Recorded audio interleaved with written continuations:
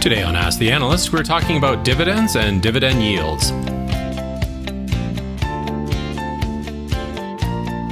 With interest rates at historic lows, more and more retirees and other conservative investors have been turning to dividend-paying stocks as a way to achieve higher rates of return on their savings. But what exactly are dividends and dividend yields? To provide some insight on this subject, SmallCapPower's Isis Esri met with Stefan Muchal, an analyst with Gravitas Financial. Welcome, Stefan. So what exactly is a dividend and a dividend yield? So a dividend is just a company paying out its excess earnings to shareholders. An example would be you and your friends starting a lemonade stand that's making a lot of money, and you have no idea what to do with it. So you would just pay that money back to yourselves in the form of a dividend. You can express a dividend in terms of a yield. So it's the size of the dividend divided by the market cap of your company. Wouldn't it be better for a company to invest its profits and grow rather than paying a shareholder a dividend? It all depends on the company. If a company's in a mature industry like a utility or a REIT, and they have nothing better to do with their money, then they could return to shareholders. But a company that's growing and needs to reinvest that money into the company to continue on that growth, then it makes sense for them to reinvest the money into the company. So it all really depends on what stage of the life cycle the company's in.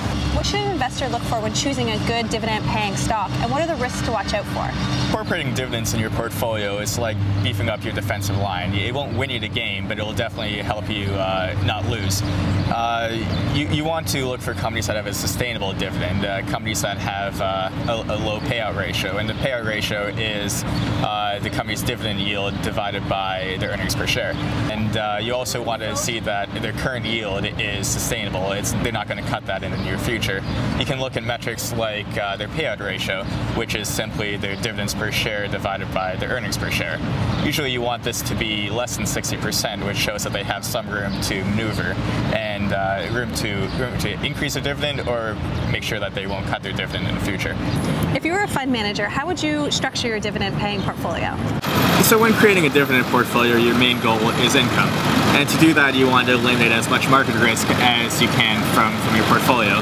To do that, you'd create a basket of maybe 20 different companies across a variety of sectors and geographies. You can have companies in the utility space, oil companies, or pharmaceutical companies. They all pay dividends.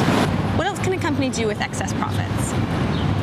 So a company has a few options if it has excess profits. One is obviously they could pay it back to shareholders as a dividend, or they could buy back their own shares, which actually has the benefit of not being taxed twice, once in the company's hands and once in the investor's hands. If it wants to reinvest that money into the company, if it has options to do so, it can either do that through an acquisition or organically in the business. Thank you, Stefan. Keep up to date with all of your favorite small caps. Subscribe to our free newsletter and get daily investment ideas, breakout stocks, momentum gainers, expert and analyst stock picks, and more. SmallCapPower.com, investing ideas and research.